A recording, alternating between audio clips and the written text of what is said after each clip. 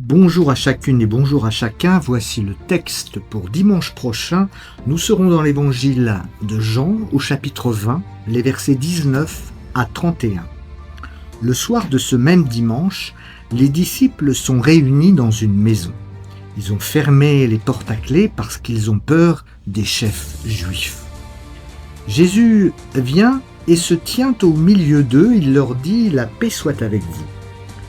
Alors qu'il a dit cela, il leur montre ses mains et son côté.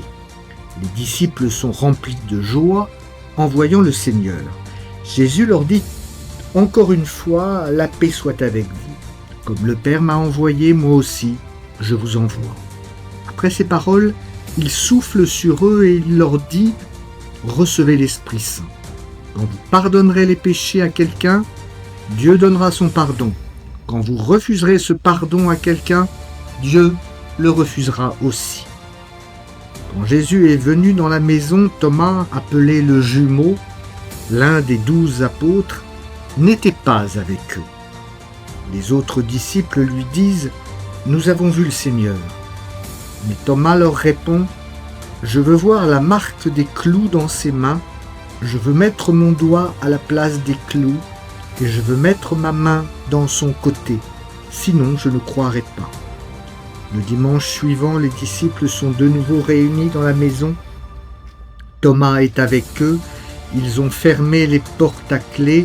Jésus vient et il se tient au milieu d'eux. Il leur dit « La paix soit avec vous ». Ensuite, il dit à Thomas « Avance ton doigt ici et regarde mes mains. Avance ta main et mets-la dans mon côté.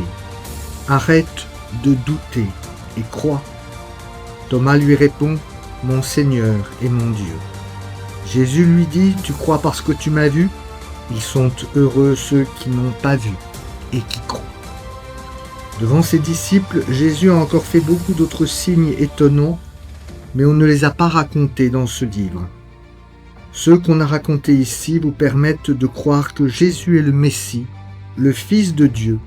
Alors si vous croyez, vous aurez la vie par lui. Marie de Magdala a rencontré le Christ crucifié au matin de Pâques devant le tombeau et elle est partie annoncer aux disciples que Jésus est ressuscité. Mais les disciples ne le croient pas vraiment, ou en tout cas ils doutent et surtout ils ont peur. Alors ils s'enferment.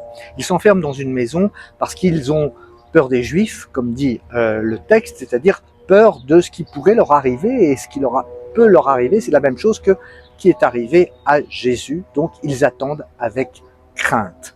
Et pourtant, Jésus va passer la barrière de cette peur, de cette crainte, pour aller les rejoindre dans cette maison. Il passe à travers la porte et leur apparaît, leur dit « La paix soit avec vous ». Il le répète 3 fois dans le texte que nous avons lu tout à l'heure, et leur donne une mission, celle de pardonner et l'Esprit du Seigneur. Puis, il les quitte. Mais dans les disciples, il manque Thomas. Thomas l'incrédule, Thomas celui qui doute. Et en effet, il leur dit, de toute façon, je ne croirai au ressuscité que quand je l'aurai vu, et quand j'aurai vu ses blessures. Jésus arrive une 2e fois pour permettre à Thomas de constater qu'il est vraiment ressuscité et de constater ses blessures. Qu'est-ce que cela signifie ? D'une part que Jésus n'est pas ressuscité avec un corps glorieux, mais avec le corps qu'il avait, avec ses blessures. Et cela signifie qu'il portera comme ressuscité, et c'est peut-être très important pour nous dans la période que nous traversons au Liban, il portera nos blessures en tant que ressuscité.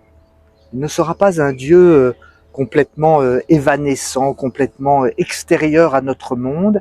Il vient dans cette maison de la peur, dans cette maison du doute, dire voilà, je suis Jésus ressuscité, je porterai à partir de maintenant les blessures de l'humanité tout entière. Je vous laisse avec cette petite vidéo pour préparer notre culte de dimanche prochain au jardin à 10h30. Amen, amen. Soyez toutes et tous bénis.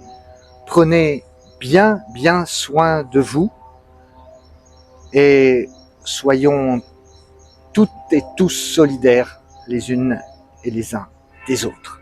Amen.